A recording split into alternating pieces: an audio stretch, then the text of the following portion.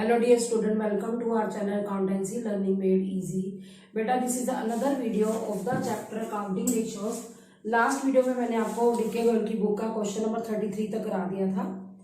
आज मैं आपको क्वेश्चन नंबर 34 कराने जा रही हूँ। पहले इसको समझ लेना। Compute total asset to debt ratio from the following information. हमें इन्फॉर्मेशन दे रखी है, टोटल एसेट पता है, टोटल डेट्स पता है, creditors, bill payable, short term borrowings और आउटस्टैंडिंग एक्सपेंसेस पता है।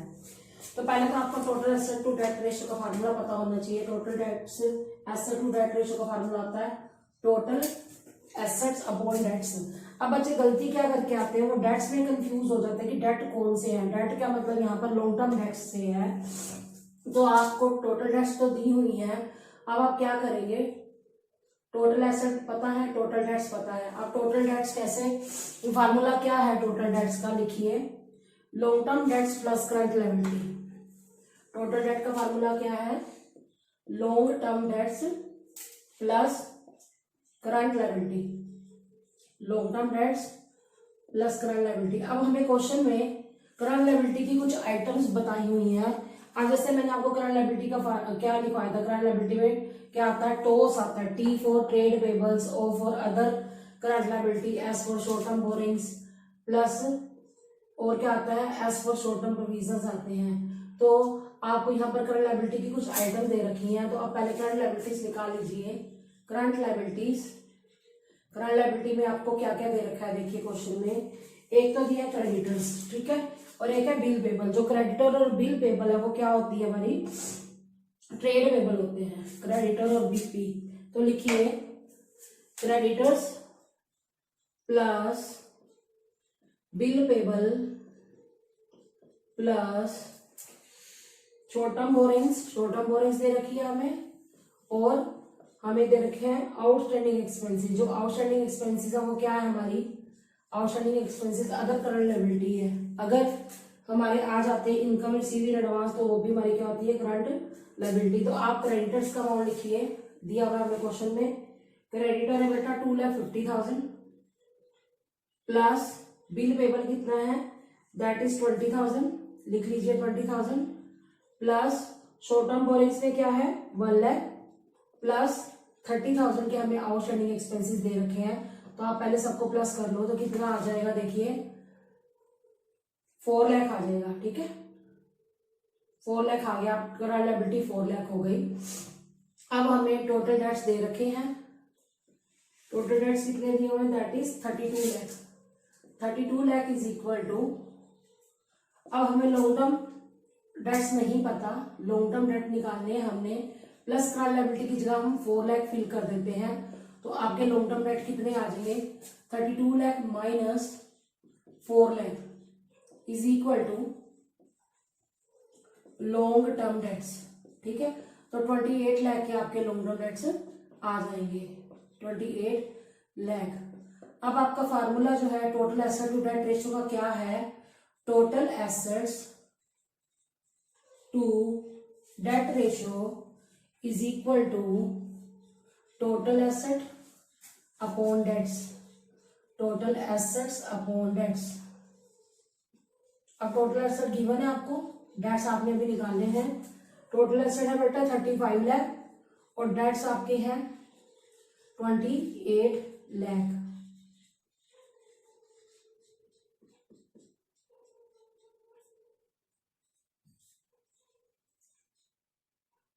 ये आ जाएगा 1.25:1 आ गया आंसर, ठीक है बेटा।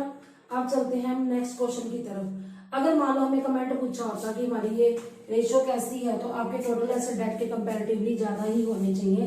अच्छी बात है कि हमारे जो एसेट्स है डेट के कंपैरिजन में ज्यादा हो। तो higher it is good for the company, lower it is not good for the company. अगर ये कम हो जाती है हमारी total asset to debt ratio, तो कंपनी के लिए वो अच्छी पोजीशन नहीं है। अब चलते हैं क्वेश्चन नंबर 35 की तरफ। इस क्वेश्चन में हमें total asset to debt ratio ही निकालनी है। शेयर होल्डर फंड दिया हुआ है, रिजर्व एंड सरप्लस दिए, टोटल डेट्स दिए, ट्रेड पेबल और बैंक ओवरड्राफ्ट है। पहले तो आप क्या लिखोगे, जो हमारे क्वेश्चन में ट्रेड पेबल दे रखे हैं वो किसका पार्ट है, करंट लायबिलिटी का पार्ट है। तो लिखिए current liabilities is equal to, अब हमें क्वेश्चन की सिचुएशन देखनी है कि करंट लायबिलिटीज हमें दे रखी है दो ही आइटम है, एक तो है ट्रेड पेबल्स, एक हमें दे रखे हैं बैंक ओवरड्राफ्ट। तो आप बैंक ओवरड्राफ्ट क्या है, शॉर्ट टर्म बोरिंग्स है देखा जाए तो आप इन दोनों को प्लस कर दो। ये दिए हुए हमें 5,60,000 और 40,000 का आपका बैंक ओवरड्राफ्ट दे रखा है, तो टोटल हो गया 6 लाख। 6 लाख की करंट लायबिलिटी आ गई। अब आपको क्या चाहिए, आपको टोटल डेट्स पता है। टोटल डेट में कौन कौन से डेट्स आते हैं, एक तो लॉन्ग टर्म डेट्स आते हैं, एक शॉर्ट टर्म डेट्स आते हैं। जो लॉन्ग टर्म डेट्स हैं वो हमें पता नहीं, शॉर्ट टर्म को हम करंट लायबिलिटी भी कहते हैं, करंट लायबिलिटी। तो आपको टोटल डेट दिए हुए हैं दैट इज 24 लाख, और लॉन्ग टर्म डेट्स हमें निकालने हैं, ये हमें 6 लाख दे रखी है करंट लायबिलिटी। तो उधर जाके 6 लाख माइनस हो जाएंगे, 24 lakh minus 6 lakh is equal to long term debts. 24 में से 6 लाख गए तो 18 लाख आ गया, 18 लाख। ये क्या आ गए, लॉन्ग टर्म डेट्स। उसके बाद हम बात करते हैं, अब हमें टोटल एसेट तो चलो पता है, हमें टोटल डेट्स भी पता है। अब हम कैसे निकालें टोटल एसेट टू, एक मिनट मैं बताती हूँ। इसके अंदर हमें शेयर होल्डर फंड पता है, हमें टोटल एसेट नहीं पता। तो टोटल एसेट का एक फार्मूला तो ये था, total asset is equal to non current asset plus current asset, वो यहाँ नहीं लग सकता। तो दूसरा फार्मूला क्या है, total asset is equal to equity plus long term debts plus CL। अगर आप इसको टोटल डेट लिखे तो भी चलेगा। अब आपको टोटल एसेट नहीं पता, इक्विटी हमारे पास है दैट इज 32 लाख। अब बच्चे क्या गलती करते हैं, वो इक्विटी में 32 लाख में रिजर्व एंड सरप्लस ऐड करते हैं, दैट इज रॉन्ग, क्योंकि शेयर होल्डर फंड में अपने आप ही रिजर्व एंड सरप्लस इंक्लूडेड है, तो आपको दोबारा इंक्लूड करने की जरूरत नहीं है। लॉन्ग डेट में आप क्या लिखोगे, 18 लाख लिखोगे, और करंट लायबिलिटी कितनी है, 6 लाख। कुछ बच्चे क्या करते हैं, लॉन्ग टर्म डेट की जगह पर टोटल डेट लिखते हैं। टोटल आप देख ही सकते हो, टोटल आपका 24 लाख है, तब भी चलेगा। अगर 24 लाख लिखो या 18 लाख प्लस 6 लाख लिखो तब भी ठीक है। तो अब आप इसको ऐड कर दो तो आपका आ जाएगा 56 लाख। टोटल एसेट कितनी आ गई बेटा, 56 लाख। ठीक है, फिर आप फार्मूला लिखो, total assets to debt ratio is equal to, formula जरूर लिखना है अदरवाइज आपका हाफ मार्क कट जाएगा। Total asset upon total asset upon debts, लिखिए total asset upon dates.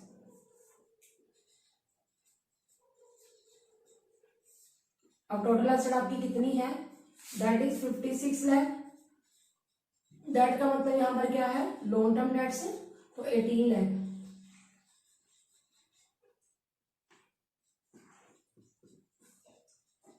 $56 upon 18 आ गया, तो इसको और कट कर दीजिए 2 के टेबल में,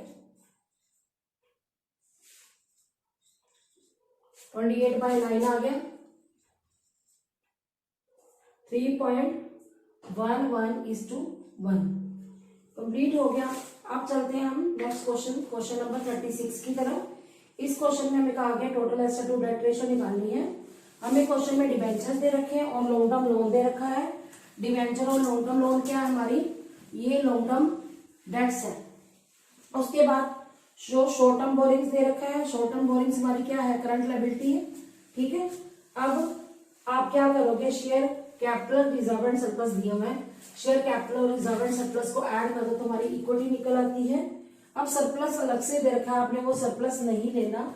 सरप्लस का मतलब यहाँ पर बैलेंस इन स्टेटमेंट और P&L है, पर आपने वो सरप्लस क्यों नहीं लेना, बच्चे गलती करते हैं क्योंकि क्वेश्चन में हमें पहले ही रिजर्व एंड सरप्लस दिए हैं। तो रिजर्व एंड सरप्लस में क्या हो गया, सरप्लस ऑलरेडी आ गया, तो आपने दोबारा सरप्लस नहीं लेना। तो अब आप करिए जरा इसकी सोल्यूशन को। 36 क्वेश्चन है बेटा, आपको जो लॉन्ग टर्म डेट्स दे रखे हैं वो कौन से हैं, long term debts is equal to, हमें दे रखे हैं बेटा 8% डिवेंचर प्लस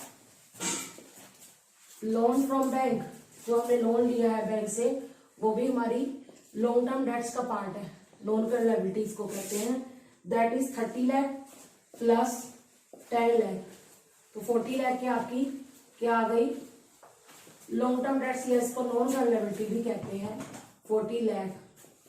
अब हमें क्या चाहिए, टोटल एसेट चाहिए। अब हमारे पास टोटल एसेट नहीं है, तो पहले हम इक्विटी निकाल लेते हैं।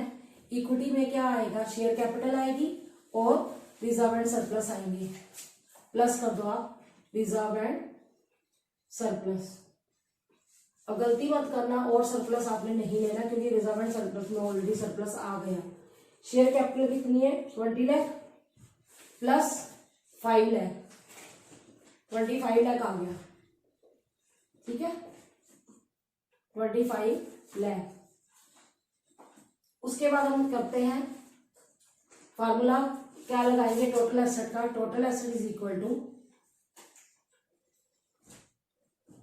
Equity plus long term debts plus current liability. अब आप देखो इक्विटी हमने अभी निकाली है, that is 25 lakh, 25 lakh plus long term कितनी है हमारी 40 लाख प्लस करंट लायबिलिटी कितनी है, करंट लायबिलिटी है आपकी शॉर्ट टर्म बोरिंग सी दे रखी है, दैट इज 8,60,000। ठीक है, 8,60,000। आप सबको प्लस करो तो कितना आता है, मैं दोबारा देखती हूँ। इक्विटी आपकी 25 लाख है और आपका लॉन्ग टर्म डेट्स जो है 40 लाख है। ठीक है, और करंट लायबिलिटी में सिर्फ शॉर्ट टर्म बोरिंग सी दे रखी है, तो अब इसको ऐड करो, 73,60,000 आ जाएगा आपका। 73,60,000 ये आ गई है हमारी टोटल एसेट्स। ठीक है, तो आप फार्मूला क्या लगाओगे, total asset to debt ratio is equal to total asset upon debt, total assets upon debts. अब टोटल एसेट आपने अभी निकाली है, total assets upon debts. Total asset में कौन सी एसेट्स आएंगी, सारी एसेट्स आएंगी, मैंने अभी आपको बताई है कैलकुलेट करके। 73,60,000 लिखिए जरा, 73,60,000 divided by 73,60,000 divided by debts कितने आप देखिए, डेट्स आपके मैंने अभी बताए थे आपको 40 लाख, तो 40 लाख लिख लीजिए, 40 लाख। ठीक है,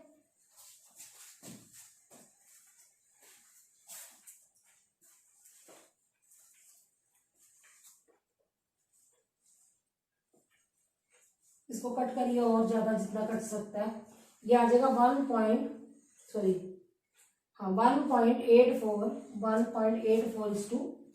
तो हमारा आंसर आ गया। अब चलते हैं बेटा क्वेश्चन नंबर 37 की तरफ। इस क्वेश्चन में पहले समझ लो, हमें टोटल डेट्स 40 लाख दे रखे हैं, शेयर कैपिटल 15 लाख दे रखी है, रिजर्व एंड सरप्लस 8 लाख दे रखे हैं। तो शेयर कैपिटल और अगर रिजर्व एंड सरप्लस को ऐड कर देते हो तो आपका क्या निकल के आता है, ये आता है शेयर होल्डर फंड। अब टोटल डेट दी हुई है, करंट लायबिलिटी दी हुई है, अगर टोटल डेट में से आप करंट लायबिलिटी माइनस कर देते हो तो आपका लॉन्ग टर्म डेट्स निकल आते हैं। ठीक है, फिर हमें टोटल एसेट्स चाहिए। टोटल एसेट कैसे निकालेंगे, जो मैंने अभी फार्मूला बताया, total asset is equal to equity plus non current liability plus current liability. तो आप लिखिए total debt is equal to long term debt plus current liability. अब आपके पास टोटल डेट दिए हुए 40 लाख, लॉन्ग टर्म डेट नहीं दी हुए तो कोई प्रॉब्लम नहीं है, हमें करंट लायबिलिटी 5 लाख दे रखी है। तो आप क्या करोगे, आप 40 लाख में से 5 लाख माइनस कर दोगे तो आपका आंसर आ जाएगा 35 लाख। वो क्या है, 35 लाख के लॉन्ग टर्म डेट्स आ गए। हमें एक आइटम पता चल गई है फार्मूले की। तो आप क्या करोगे, अब आप टोटल एसेट निकालोगे। टोटल एसेट के दो फार्मूले हैं, या तो total asset is equal to asset non current asset plus current asset होती है, पर इक्वेशन में हमें नहीं दी हुई नॉन करंट और करंट। तो हम क्या करेंगे, अब हम करेंगे total asset is equal to equity plus, या तो बच्चे लिखते हैं टोटल डेट्स या लिखते हैं long term debt plus CL, तब भी ठीक है। अब आपके पास इक्विटी कितनी है, इक्विटी जो है 15 लाख हमारा शेयर कैपिटल थी और रिजर्व एंड सरप्लस आपका 8 लाख था। तो ये मैं प्लस करके लिख ही रही हूँ ब्रैकेट में, 15 लाख प्लस 8 लाख। ये मैंने किसको ब्रैकेट में रखा है, ये रखा मैंने शेयर कैपिटल और रिजर्व एंड सरप्लस को, क्योंकि दोनों को ऐड करके ही हमारा इक्विटी निकलता है। लॉन्ग टर्म डेट कितना है, मैंने अभी आपको बताया 35 लाख, और करंट लायबिलिटी कितनी है, करंट लायबिलिटी आपको दी हुई है 5 लाख। कुछ बच्चे क्या करते हैं 35 प्लस 5 ना लिखे सीधा 40 लाख लिखते हैं तो भी ठीक होगा। तो 15 प्लस 8 23 लाख आ गया, 23 लाख। ये आया हमारा share holder fund plus 40 lakh, तो 63 लाख आ जाएगा। ठीक है बेटा। उसके बाद 63 लाख, ये क्या आ गई हमारी टोटल एसेट आ गई। तो total asset to debt ratio का फार्मूला क्या होता है, total asset to debt ratio is equal to total asset upon debts, total asset upon debts. Total asset आपने कितने निकाली है 63 लाख और डेट आपने निकाले हैं 35 लाख। तो फार्मूले में इसको पुट करो, पर फार्मूला जरूर लिख के आना क्योंकि फार्मूले के भी मार्क्स होते हैं।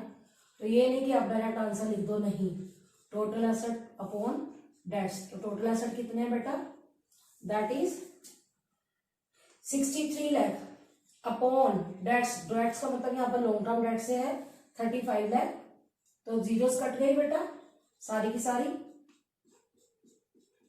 7 के टेबल में 1.8:1। तो इसको देखेंगे हम। यस बेटा ये आंसर आ रहा है।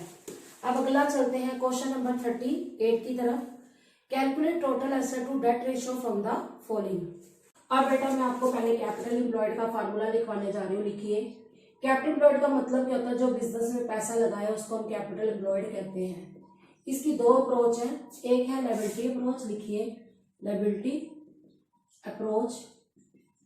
इसके हिसाब से कैपिटल एम्प्लॉयड का क्या फार्मूला लिखिए, is equal to shareholders fund, equity को हम शेयर होल्डर फंड भी कहते हैं, plus non current liability. Non current liability लिख दो या आप क्या लिख दो, लॉन्ग टर्म डेट्स लिख दो, तो एक ही बात है, नॉन करंट लायबिलिटी। अगर आप एसेट अप्रोच से करो तो ये भी लिख लीजिए, एसेट अप्रोच हो अगर तो। अब बच्चे पूछते हैं मैम हम कौन सा फार्मूला लगाएं, तो मैं ये बोलती बेटा क्वेश्चन पे डिपेंड करता है, आपको क्वेश्चन में क्या क्या फिगर्स दे रखी है। तो आप लिखिए capital employed is equal to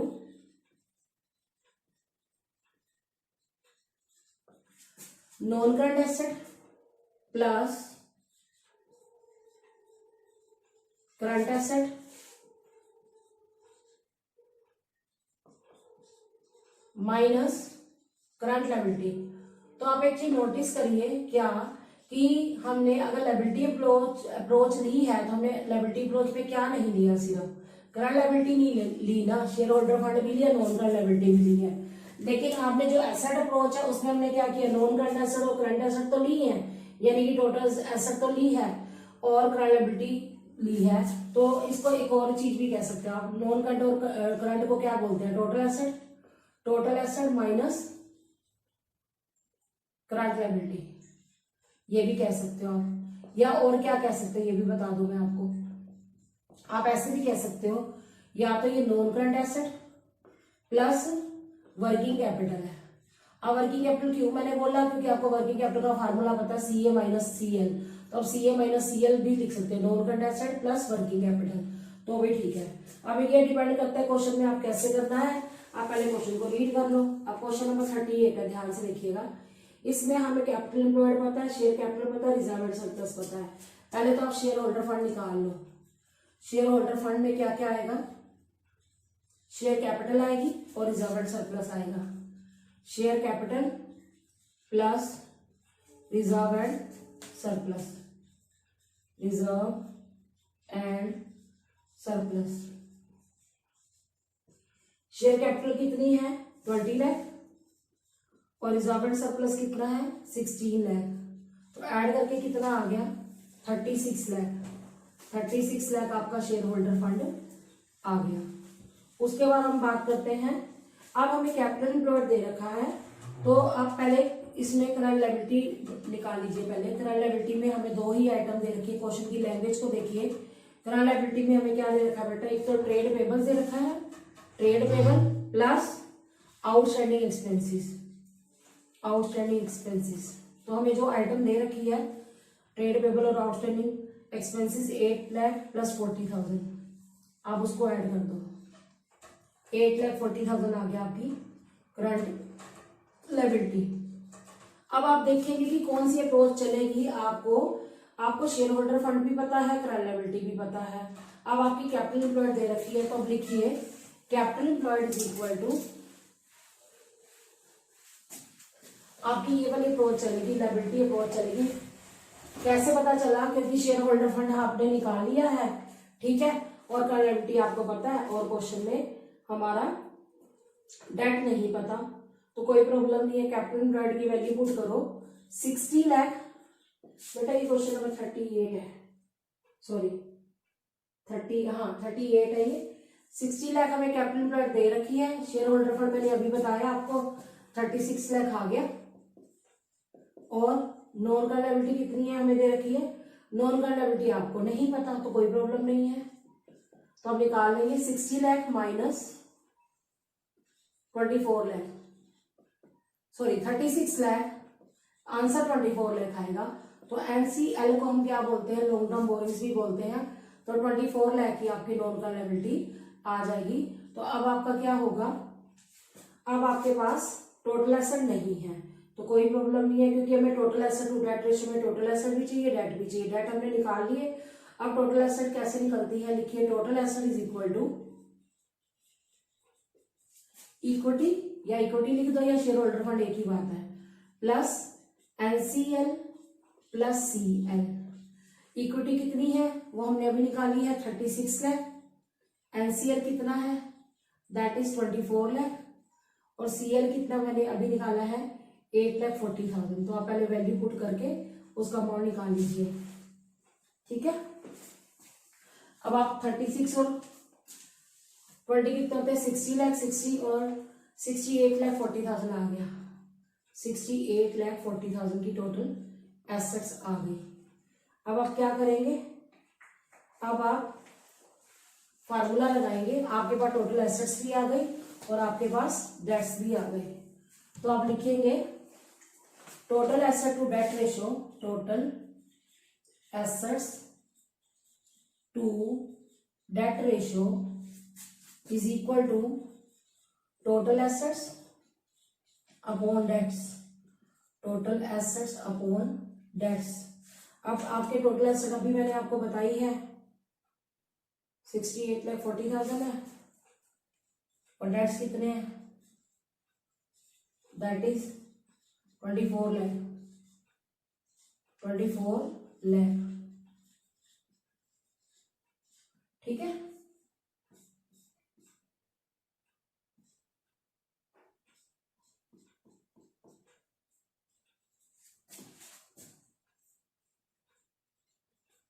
इतना कट्टा काट दीजिए इसको,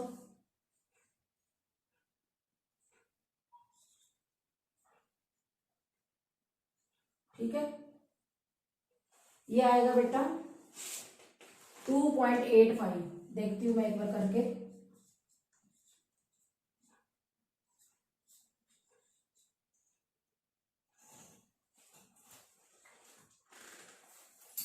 इसने एक जीरो ज्यादा लगा दी इसीलिए प्रॉब्लम आ रही है। मैं दोबारा बताती हूँ।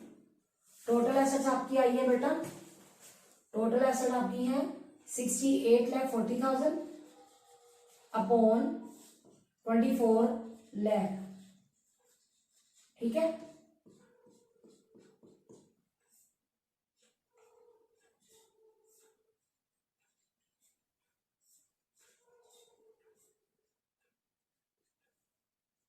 वन 171/60, तो करके देखती हूँ मैं कितना आएगा।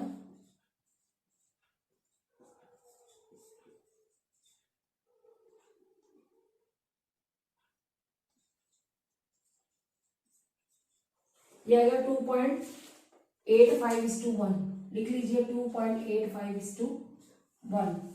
अब चलते हैं बेटा नेक्स्ट क्वेश्चन की तरफ, क्वेश्चन नंबर 39। और उसके लिए आपको एक नई रेशियो समझानी है। मैंने आपको क्या करवाया था, मैंने आपको ये बताया था जो हमारी लॉन्ग टर्म सॉल्वेंसी रेशियो है वो 4 तरह की होती है। एक थी डेट इक्विटी रेशियो, एक थी total asset to debt ratio, एक थी प्रोप्राइटरी रेशियो, और चौथी थी हमारी, फोर्थ है हमारी इंटरेस्ट कवरेज रेशियो। पर अभी हम थर्ड रेशियो कर रहे हैं, लिख लीजिए प्रोप्राइटरी रेशियो। आपको मैंने दो रेशियोज करा दी हैं लॉन्ग टर्म सॉल्वेंसी की, अब मैं आपको प्रोप्राइटरी रेशियो करवा रही हूँ। प्रोप्राइटरी रेशियो का फार्मूला क्या होता है? प्रोप्राइटर फंड, प्रोप्राइटर होते कौन है? जो कंपनी के शेयर होल्डर्स होते हैं। फंड पे क्या आता है? शेयर कैप, इसको हम इक्विटी भी कहते हैं या और क्या कहते हैं, या हम इसको प्रोप्राइटर फंड कह दो, इक्विटी कह दो, या शेयर होल्डर फंड कह दो। Share holders fund upon total asset, मतलब टोटल एसेट में से हमारे प्रोप्राइटर का कितना हिस्सा है वो जानना इस रेशो का काम है। कि इस रेशो से हमें क्या पता चलता है कि टोटल एसेट में से कितना प्रोप्राइटर का फंड लगा हुआ है। तो आपने क्या करना है, ये जितनी ज्यादा उतनी अच्छी होती है। प्रोप्राइटर फंड को हम इक्विटी या शेयर होल्डर फंड भी कहते हैं। अब क्वेश्चन नंबर 39 है, इसको पहले समझ लो, साथ साथ हम करते जाते हैं। क्वेश्चन नंबर 39 में हमें आइटम दे रखी है शेयर कैपिटल, जनरल रिजर्व और P&L दिया हुआ है। तो अब इससे क्या निकलेगा? Share holder fund. Share holder fund में क्या क्या आएगा? एक तो शेयर कैपिटल आएगी, एक क्या आएगा? जनरल रिजर्व आएगा, और एक P&L का बैलेंस आएगा। P&L का बैलेंस दिया हुआ है हमें ये पॉइंट्स। P&L का मतलब यहाँ पर सरप्लस है, क्योंकि हमें कुछ भी मतलब ये नहीं लिखा प्लस में या माइनस में, तो हमारा ये पॉजिटिव होगा। अगर ब्रैकेट में होता तो वो रिजर्व एंड सरप्लस ना होता, फिर वो हमारा डेफिसिट होता। तो शेयर कैपिटल कितनी है? दैट इज 3,20,000, और जनरल रिजर्व कितना है? 1 लाख, प्लस P&L का बैलेंस है 48,000। तो हमारा आंसर क्या आएगा? 4,68,000।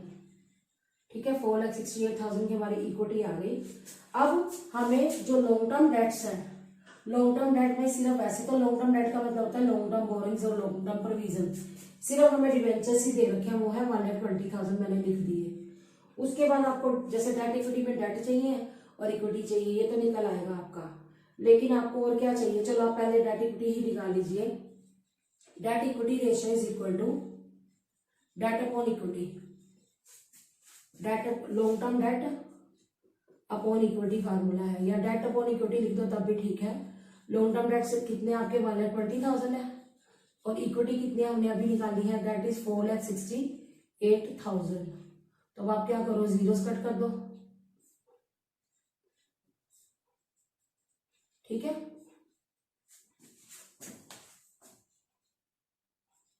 इसका आंसर आ जाएगा आपका 0.26:1। अब सेकंड रेशियो भी पूछिए हमें, total asset to debt ratio. अब टोटल एसेट के लिए हमें क्या चाहिए?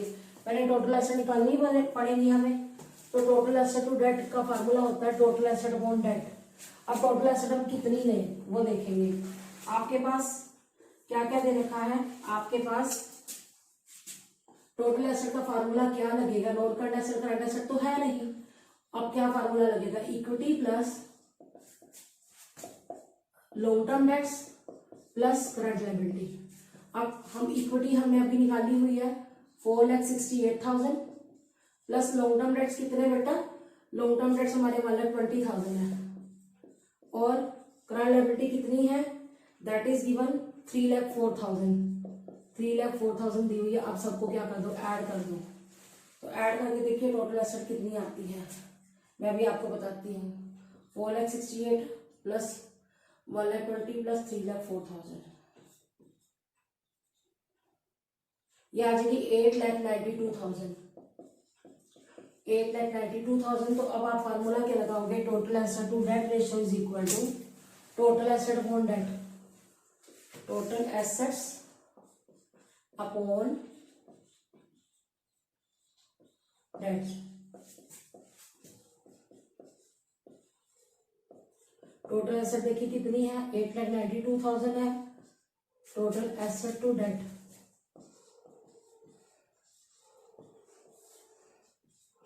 टोटल एसेट बेटा 8,92,000 पुट कर दो, और डेट्स कितने हैं? डेट मैंने अभी बताया था आपको 1,20,000, क्योंकि मैं डिबेंचर्स ही दे रखी है। तो अब इसको कट करो।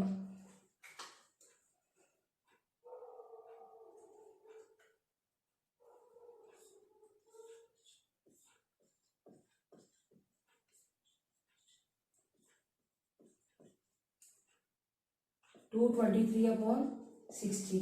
तो ये कितना आएगा देखिए, इसका आंसर आ रहा है 7.43:1। अब तीसरी रेशो भी पूछी हुई है इस क्वेश्चन में। तीसरी रेशो कौन सी है? Proprietary ratio. तो प्रोप्राइटरी रेशो का फार्मूला मैंने आपको अभी लिखवाया था, proprietor fund upon total asset. Proprietor fund को हम क्या भी बोलते हैं बेटा, ये सेकंड पार्ट था ना, ठीक है। अब थर्ड है, लिखिए प्रोप्राइटरी रेशो। इसका फार्मूला है प्रोप्राइटर फंड अपॉन, मैं शॉर्ट फॉर्म में लिख के बता रही हूँ, proprietor fund upon total assets. Proprietor fund means share holder fund. Share holder fund हमने अभी निकाला था, वो कितना था आपका, अभी मैंने आपको निकाल के बताया था, बताती हूँ, 6,48,000 था upon total asset. Total asset हमने अभी निकाली है, दैट इज 8,92,000। तो अब इसको कट कर दीजिए।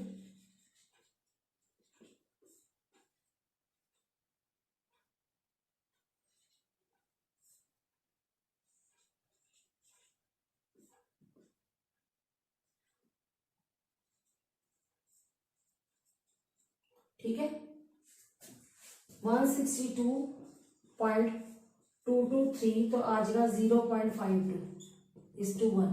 अगर आप इसको परसेंटेज में निकालते हो तो आप क्या करोगे, आप इंटू 100 कर दोगे तो 52.47% आ जाएगा। तो ठीक है बेटा, अब हम चलते हैं नेक्स्ट क्वेश्चन की तरफ, क्वेश्चन नंबर 40।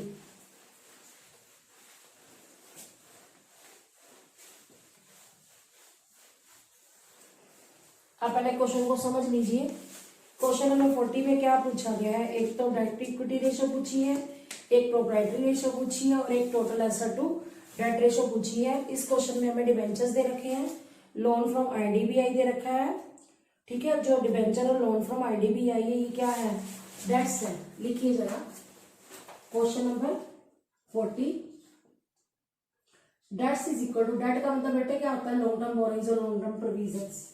तो हमें डिबेंचर्स दे रखे हैं, दैट इज 15 लाख, और लोन फ्रॉम आईडीबीआई दे रखा है, दैट इज 10 लाख। दोनों को आप प्लस कर दो, 15 लाख प्लस 10 लाख कितना आ गया, 25 लाख। उसके बाद हम बात करते हैं बेटा ट्रेड पेबल, जो हमारी क्या है, ट्रेड पेबल हमारी करंट लायबिलिटी है। लिखिए करंट लायबिलिटीज कितनी है, current liabilities is equal to trade payable ही दिया हुआ, और तो कुछ है नहीं, हम ट्रेड पेबल ही ले लेंगे इसमें, दैट इज 11 लाख। अब हमें क्या करना है, सबसे पहले हमें निकालनी है डेट इक्विटी रेशो। डेट हमारे पास आ गए, अब इक्विटी कैसे लेंगे, इक्विटी निकालिए जरा। लिखिए इक्विटी का में क्या क्या आएगा, इक्विटी इज इक्वल टू, हमने क्वेश्चन के हिसाब से देखना है इक्विटी में क्या क्या आएगा। एक तो आएगा हमें इक्विटी शेयर कैपिटल, ठीक है, एक आएगा हमें रिजर्व। अब सरप्लस हमें दिया हुआ है, ध्यान से देखो, पी एंड एल का जो बैलेंस दे रखा है वो हमारा सरप्लस है, पी एंड एल बैलेंस। अब आप देखिए आपके पास इक्विटी कितनी है, दैट इज 28 लाख, और रिजर्व कितने हमें दिए हुए, दैट इज 12 लाख, और पी एंड एल का कितना बैलेंस है, दैट इज 4 लाख। ऐड करो सबको, 44 लाख आ गया, 44 लाख। उसके बाद हम बात करते हैं, अब नंबर 1 डेट इक्विटी रेशो पूछी गई है, तो debt equity ratio is equal to debt upon equity. Debt upon equity, debt कितने आपके,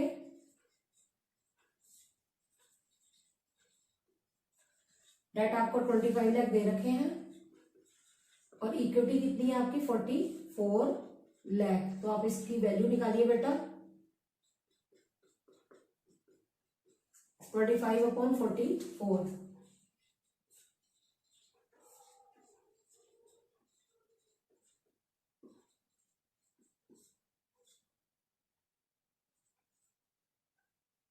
0.5, आगे देखते हैं कितना आएगा,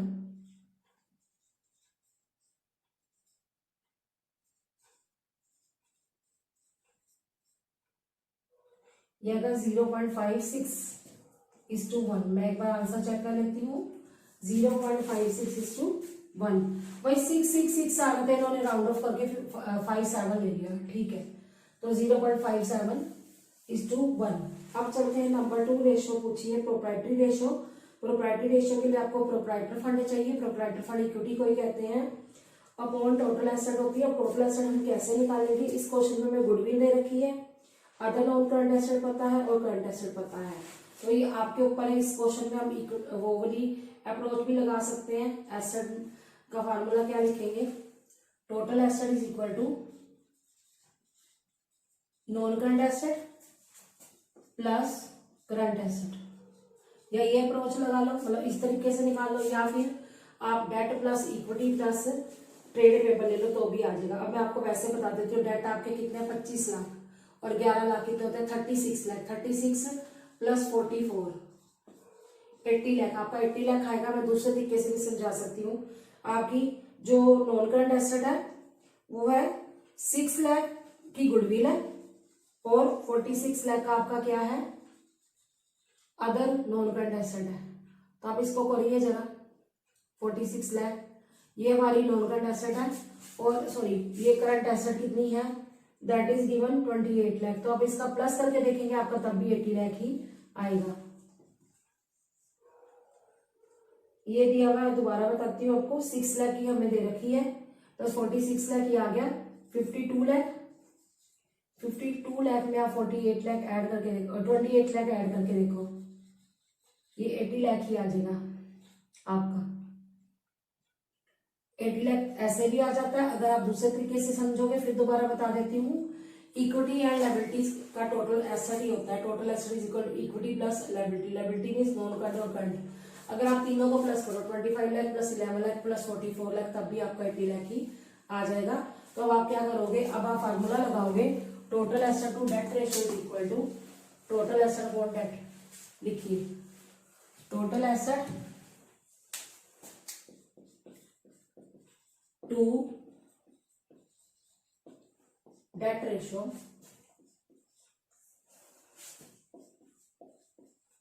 is equal to total asset upon debts. अब टोटल एसेट आपने कितनी निकाली है, आपने निकाली है बेटा 80 लाख और डेट्स मैंने आपको कितने बताए थे 25 लाख। 25 लाख लिख लीजिए, जीरोस कट करो इसकी,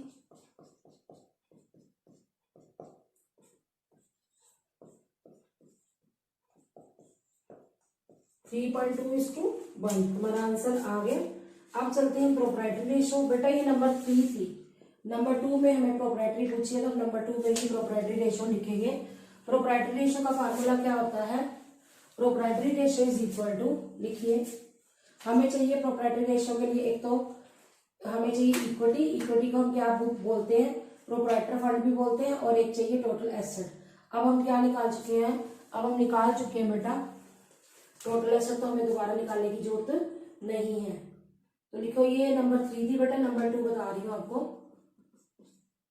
proprietary ratio is equal to proprietor fund upon total asset.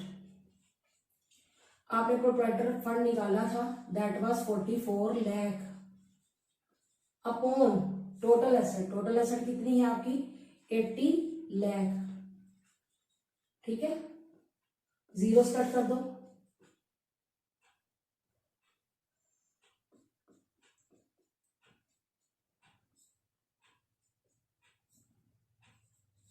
ठीक है, ये आ जाएगी 0.55:1। अगर आप इसको परसेंटेज में लिखना चाहो तब भी चलेगा, तो आएगा 55%। तो बेटा आज आपको मैंने इस वीडियो में क्या से समझाया है, सबसे पहले तो मैंने आपको क्वेश्चन नंबर 34 से स्टार्ट किया, क्वेश्चन नंबर 40 पर मैंने इसको क्या कर दिया, कंप्लीट कर दिया, जिसके अंदर हमने कौन कौन सी रेशियोज की हैं। एक तो की है डेट इक्विटी रेशियो, वो किस तरह निकालते हैं, फिर प्रोप्राइटरी रेशियो वो किस तरह से निकालते हैं, उसके बाद total asset to debt ratio कराई मैंने आपको। So student, I hope you understood the topic well. Stay tuned with me in the next video. Thanks for watching.